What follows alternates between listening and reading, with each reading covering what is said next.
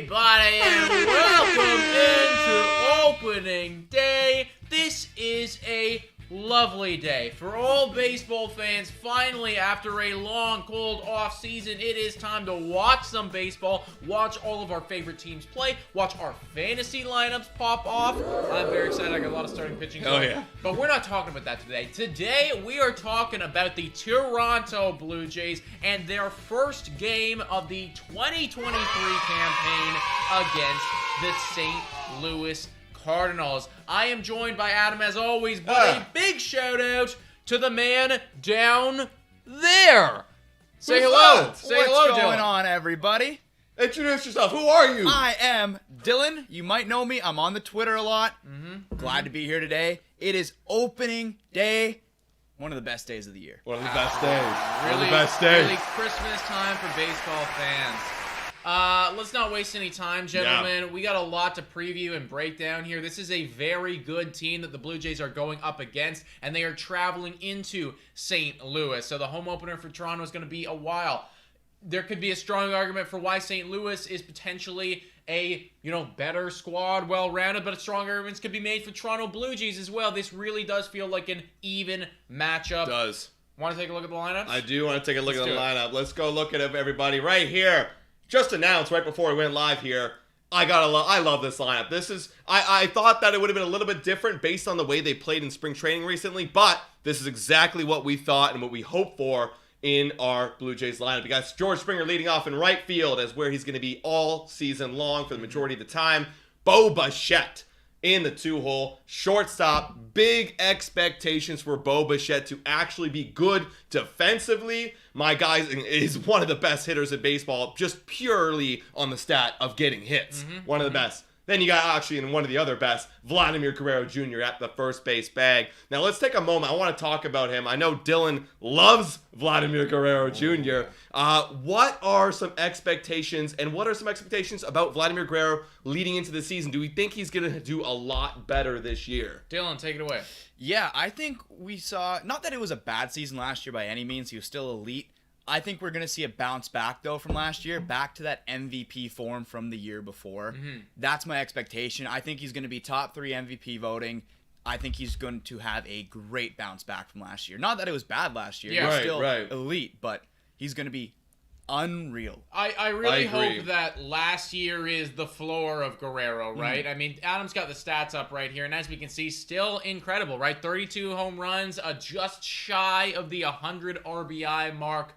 But there is absolutely a tier difference from 2021 and 2022. 2021, he was on a absolute tear, just another level. And if, had Shohei Ohtani not been Shohei Ohtani, that would have been Vladimir Guerrero Jr.'s award. I'm really hoping that this year, with the changes that not only maybe he's made in the offseason, but just what the team has done, getting way more serious. Schneider came out the other day talking about accountability, talking basically about how it's like, hey, we're way too talented to be this bad. Yeah. You know what I mean? It's like we are better than what we've done so far up to this point, and I hope that mentality shift has happened with Guerrero as well. And to comment on that, like all during the regular season, it's like, look, they're so talented, they can make a playoff appearance just based on their talent. But if once you saw the switch last year into the playoffs, you really did see that mentality that they had in this regular season did not carry over. You have to have that winning mentality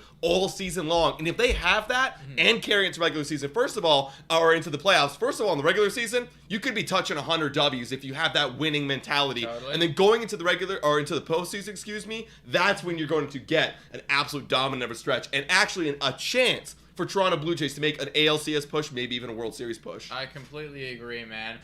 We are going to continue with the lineup, but before we do, please make sure to like the stream if you haven't already done so. Let's get that opening day hype going with the likes, and then also comment in the chat or down below, depending on when you are watching this. What is your score prediction for today? We're going to comment on that right at the end. We'll all give our score predictions. Yeah. So, guys, throw yours in the chat right now. We'll get ours. So, continuing on with this lineup right here, folks.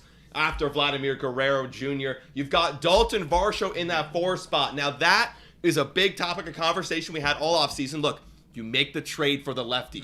You're telling Dalton Varsho off the bat, pun intended totally, that you are going to be the impact left-handed bat that we have been looking for quite some time. Is this too much pressure for someone just joining the team? What do you guys think? I personally don't think it's too much pressure. Maybe I would have maneuvered the lineup differently just because I'm a big Alejandro Kirk guy, as you folks know. But I do also understand that it's like, well, we want that lefty-righty sort of thing moving down, So I understand where they're coming from.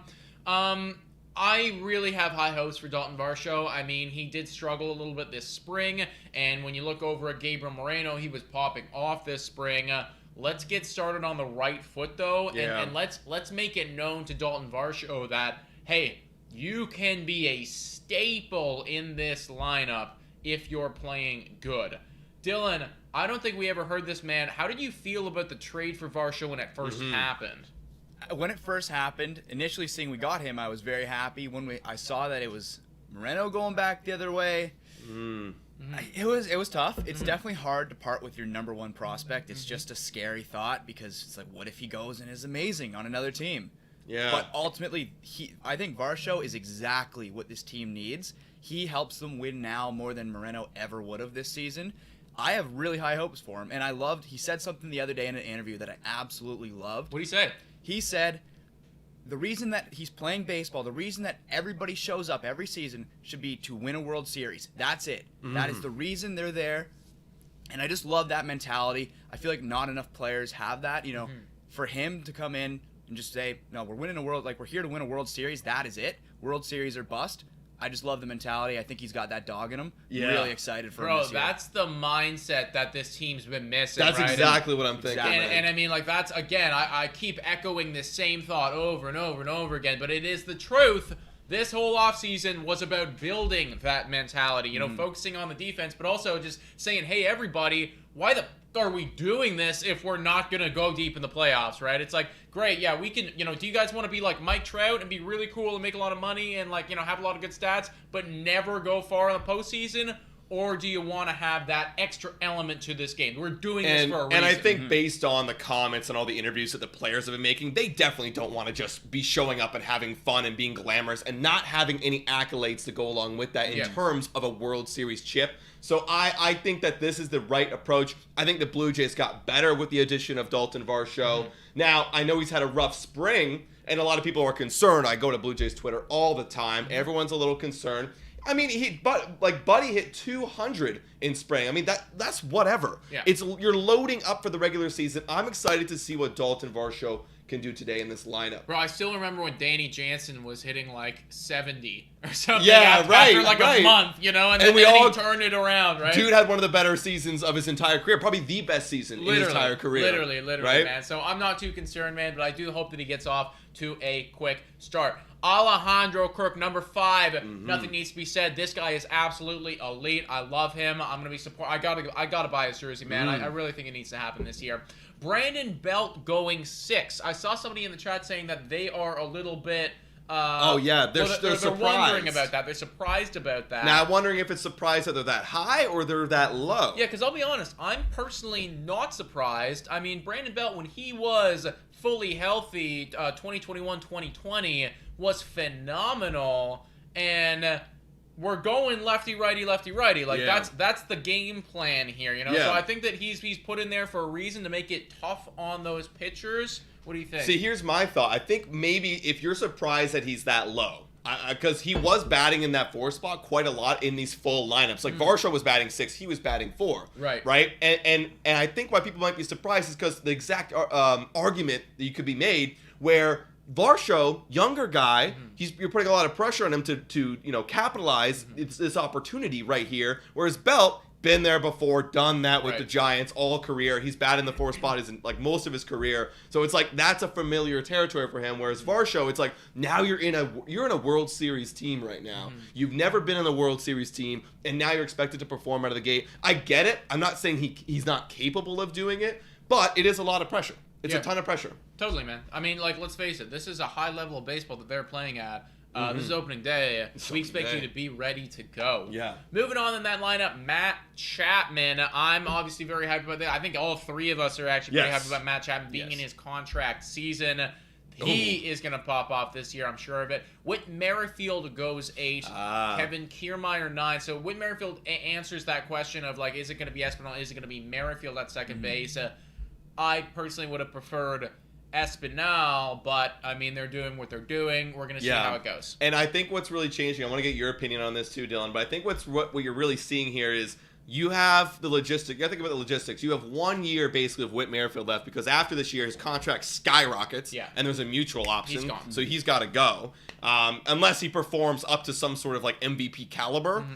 And then, well, in that case, he might want to opt out and test the market. Exactly. Yeah. Well, we'll see. But regardless, you got 1 year of Whit Merrifield. Basically, they want to soak out the value of whatever he has left. Give him the chance to play every day. Whereas Espinal, you're going to have him next year. So it's like you know, he's going to come in and be a defensive replacement. He's still a good bat. So I don't think they're too much. They're not worried about his development. This is kind of the role he's been in the last few years, being that like kind of split platoon role at second base. So I think that's exactly why I chose Whit Merrifield to start first. What do you think, Dylan? Yeah, I actually like starting Whit here. Like, I know he had a bit of a down season last year, but we did see like flashes of what he has done, what made him so good over the course of his career. Yeah. If he can become the guy, like the two-hit Whit that he was with KC there, that is the perfect bat in the bottom of the lineup where he just turns it over, gives it to the next guys, gets on base, makes the pitchers' lives hard. I kind of like having that veteran presence down there, someone who can, you know, extend pitch counts and just rack up like long at bats. I really like that. So I think we'll see a lot of Espinal this year switching off with Merrifield, but I do like that he gets to start today. I think it's the right move. The one thing that I will say and that I am excited about is having so much speed in our 8 and 9. Merrifield and Kiermaier, they are both exceptionally fast with the bases being the way that they are, which the pitch clock being the way that it is. If one of them gets on and manages to turn the lineup over, there's going to be that steal threat always. And because they're so quick, you know, you might score that additional run off of something that, you know, like Brandon Belt or Alejandro Kirk wouldn't be able to do, you know? So it's like, I like having a lot of that speed in the bottom lineup. Maybe I'm old school that way, but I think that's a great strategy. I mean, you say maybe you're old school that way. Well, the game's trying to get back to that old school way. No shifts, you know, more stolen bases. And, you know, I wouldn't be afraid to send Whit with 2 outs or even 1 out with Kevin Kiermaier at the plate. I agree. You know what I mean? Whereas I'm afraid to send someone if it's Bo Bichette or Guerrero. Yeah. Right? And you know, with Kiermaier, even if he gets on, like now you got a guy who could score easily on a double from George Springer. Yeah, exactly, right? It's like if Kiermaier's at first base, that's way different, you know, what you need to do to score a run than if Brandon Belt's at first base. Yeah. Right? It's like it's going to be a different scenario. So I like that a lot. And then obviously we got King Manoah taking the mound. Hopefully the first opening day of many for the Toronto Blue Jays. So that's your Toronto Blue Jays lineup. It looks pretty damn elite.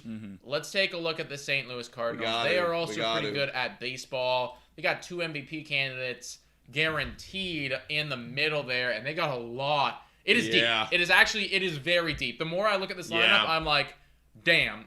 Are we sleeping on the Cardinals? Maybe. I'm definitely not. I think so. Or you're not sleeping on the Cardinals? No, I think too many people are. Yeah, I agree. I think they're a very good team. If you look at their win total projection, I think it's too low. Yeah, I agree. And we're definitely going to talk about that a little bit later in the show, guys. Just like how disrespected every single year the Cardinals are.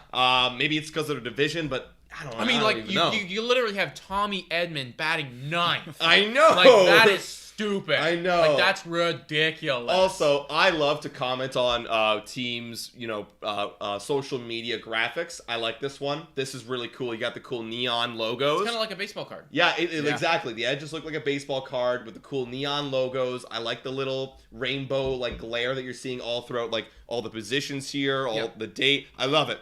I'm not a fan of many teams. This one, definitely a fan. Pretty good. Let's go through it. First things first, leading off, Brandon Donovan getting a chance to lead off. He's going to be a potential guy, young guy. They have so many young guys on this team. That's the thing. So many. I love their makeup because you have 2, even 3 with Contreras now, but 3 like locked in elite veterans in the middle. Yeah. And then it's like if you're young guys in Nootbaar and Donovan and Walker and Edman and O'Neill, if those guys start doing what everyone projects them to do, it's a full lineup. Like you've seen years before where the Cardinals in the bottom part of the lineup had like question marks and like guys who were just like filler pieces.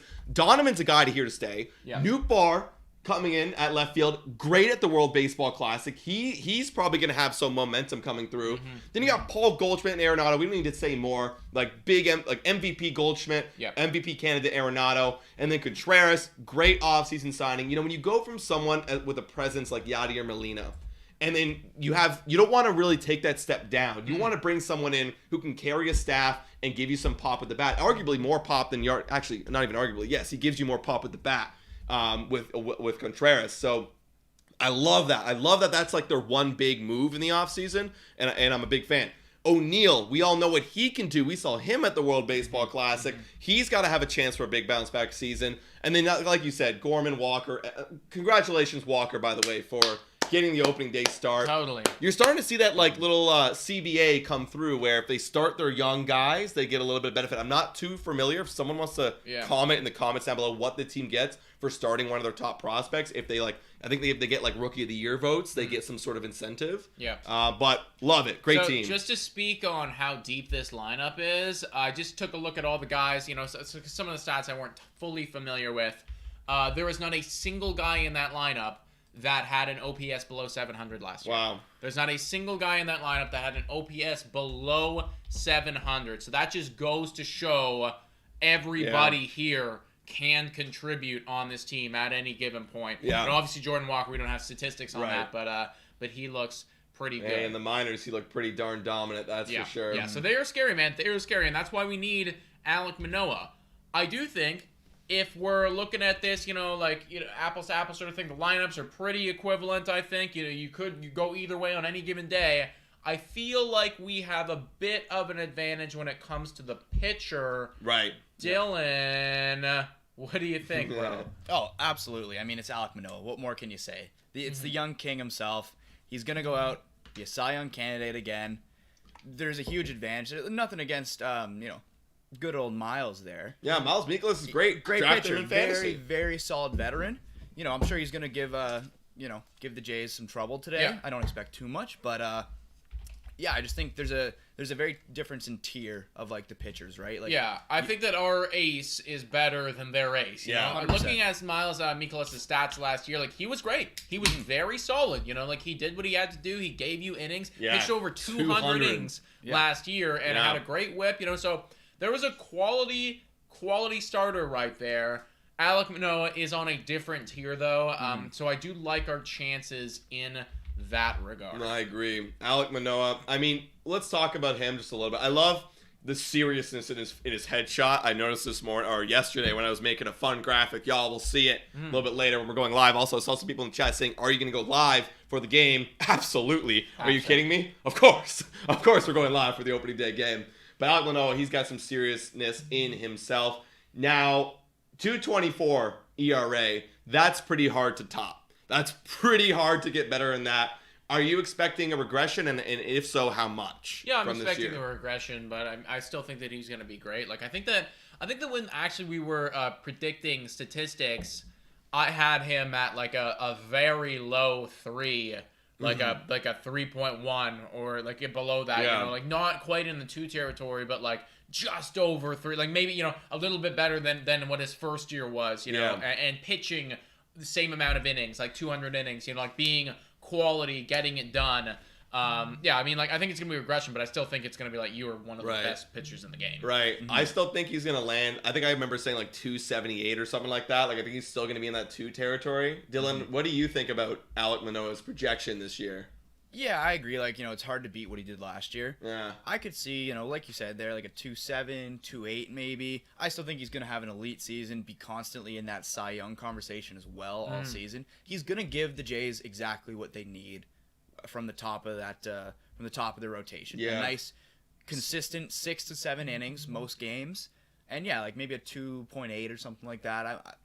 I don't think I'm, I don't know, like I don't think there will be too much regression. No. But I don't think maybe just like a little bit, but it's not even regression. The only reason why we say it is because he can't possibly get better. Yeah. But here's the thing. Here's the reality. I'm gonna throw it out there. I didn't think he could possibly get better than last year. Yeah. But he did. I even remember like this time last year when we were projecting Alek Manoah's ERA, I was getting dangerous and being like a 2.98. And then I remember we both had some hesitation, like, really? Like, I was like, I was like, really? I'm serious. You can be that good. And he smashed that. Is there a reality? Let's push the needle a little further. Is there a reality where this guy goes and pitches like a 190? Yeah, it is. I mean, like, right now he's on Hall of Fame trajectory. So, yeah. I mean, like, if he's going to do that, then he's the next Clayton Kershaw. Yeah. But he could still be very, very good, even if he doesn't. And, I mean, speaking of great pitchers, I'd be remiss if I didn't just shout out the freaking New York Yankees. Oh. We gave them, we said that they have the best pitching staff in the league. They do. Garrett Cole just came out and went 1-2-3 with the strikeouts back to back to back. No. So, Yankees are here. They're going to be pretty good at Nick, who did you say did that? Garrett Cole don't you mean Vladdy's son? Vladdy's son? Okay. Yeah, good call out, Dylan. Good call out. Yeah, exactly. Yeah. He's playing San Francisco right now. He's not playing the Toronto Blue Jays. It'd be a different story if he's playing the Toronto Blue Jays. I agree. Let's get to our predictions, everybody. We went through the lineup. We gave you the opening day pitchers.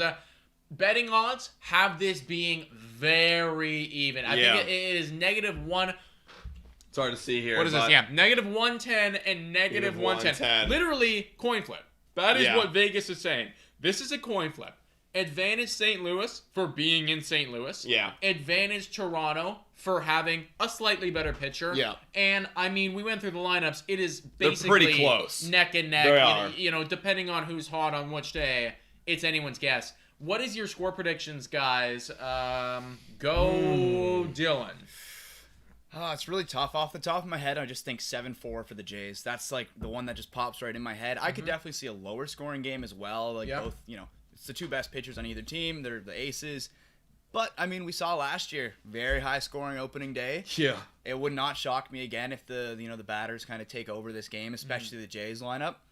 I think, I know personally for me, I'm predicting a Varsho homer. So, I think 7-4 is kind of where I'm at.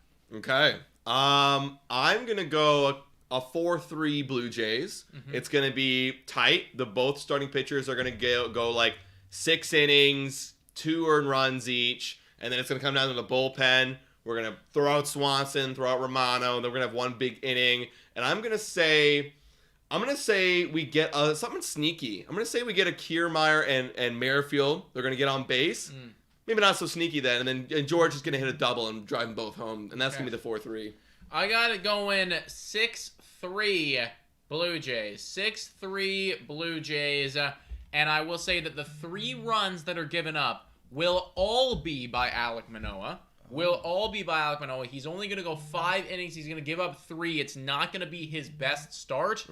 But this is where the Toronto Blue Jays' new bullpen comes in and locks it down for the remaining 4 innings. So I think our bullpen is going to show up today.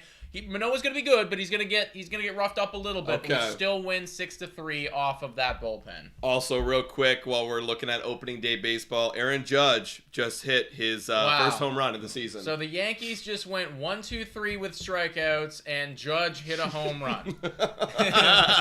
Oh, no! This is like, did a Yankees writer script this? Or like how could it get better for them? It's fine. They're peaking too early. Oh, man. I don't mean to throw blasphemy out there, but you remember during the offseason we found out that the MLB gave juicier balls to the Yankees in prime time? Yeah, I made a video on it. Yeah, and this is prime time. Oh, yeah, opening day. Just saying. Yeah, just saying. Is it going to happen? I'm not saying it's happening right now. I'm just saying we're going to find out. Yeah, it's possible. Guys, let us know your official score predictions in the comments down below. There were 78 people watching right now. Guys, go get something to eat. Like, grab some drinks, do what you gotta do, but make sure that you are back at this channel at 4 p.m. sharp. That is when we are going to be going live for the entire game. Me, Adam, Dylan, we're going to be watching this thing along with you guys. It is going to be freaking amazing, man. We're going to be hyped, and we need every single one of you guys in that chat supporting the boys with us. Absolutely, guys. Any last words from you, Dylan? I am so excited. It's opening day. I love it, baby. Let's go, guys. Thank you so much for watching. And as always, guys, go Jays, go!